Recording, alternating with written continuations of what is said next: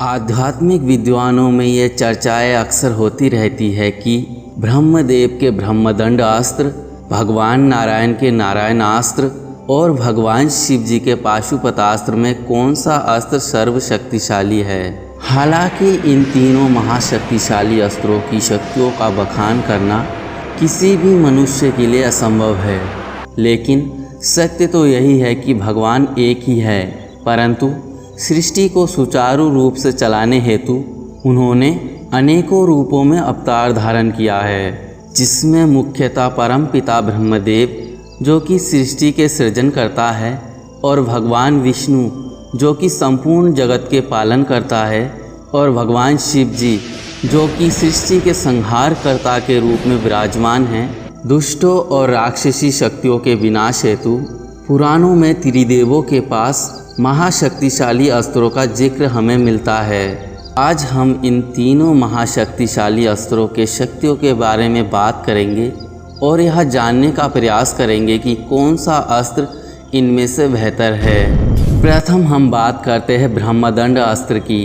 ब्रह्मदंड अस्त्र का निर्माण परम पिता ब्रह्मा जी ने किया था और यह अस्त्र ब्रह्मा जी के पांचों सिर यानी पूर्ण ब्रह्मा जी को प्रदर्शित करता है। इसकी शक्तियों की बात करें तो हमें पता चलता है कि अगर इस अस्त्र को अपने पूर्ण शक्तियों के साथ चलाया जाए तो ये एक साथ 14 आकाश गंगाओं को नष्ट कर सकता है, और अगर इसे रक्षात्मक अस्त्र के रूप में प्रयोग करें तो ये सृष्टि के सर्वोत्तम अस्त्रों को एक साथ निगल सकता है।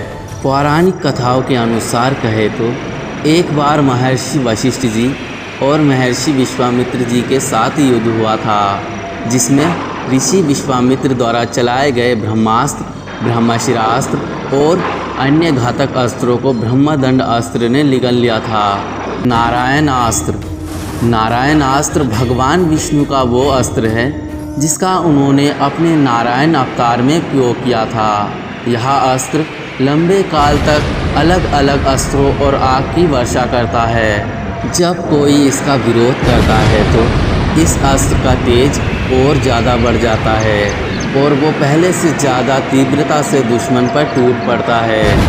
नारायण अस्त्र से बचने का सिर्फ एक उपाय है कि इसके सामने सभी प्रकार के अस्त्रों को त्याग करके आत्मसमर्पण कर देना।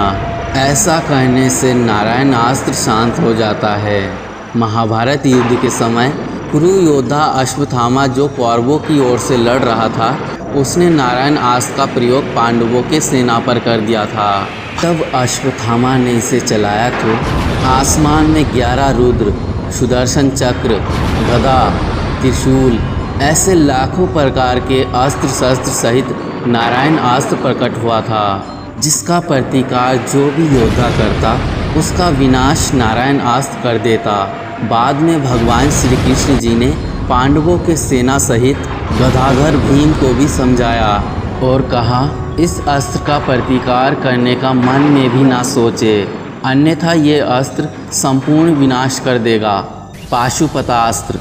पाशुपतास्त्र त्रिशूल के पश्चात भगवान शिव का सबसे शक्तिशाली अस्त्र है, जिसके प्रहार मात्र से सृष्टि पल भर में नष्ट हो सकती है, और इसे अगर किसी व्यक्ति विशेष पर चलाया जाए तो इसके प्रहार से बच पाना असंभव माना जाता है। मान्यता है कि भगवान शिव जी पाशुपतास्त्र से दैत्यों का विनाश करते हैं और युग के अंत में इसी अस्त्र से पूरी सृष्टि का विनाश करेंगे।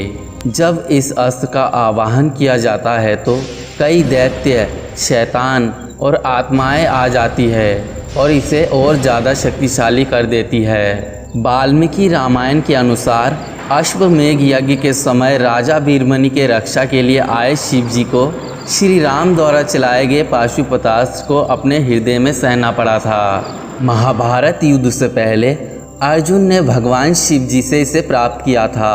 शिव जी ने किरात अवतार लेकर पहले अर्जुन की परीक्षा ली थी। अगर यह तीनों शक्तियाँ अपने पूर्ण शक्तियों सहित एक दूसरे से आपस में टकराए तो संपूर्ण विनाश निश्चित है। इसी कारण महाभारत के युद्ध में अर्जुन के पास पाशुपतास्त्र होते हुए भी भगवान श्री कृष्ण ने अर्जुन को उसे नारायण अस्त्र के सामने प्रयोग करने के लिए नहीं कहा। आप इस बारे में क्या सोचते हैं? अपना राय ज़रूर कमेंट करें और अगर वीडियो पसंद आए तो लाइक करें, शेयर करें और चैनल को सब्सक्राइब करना ना भूलें। मिलते हैं अगले नए वीडियो में, तब तक के लिए धन्यवाद।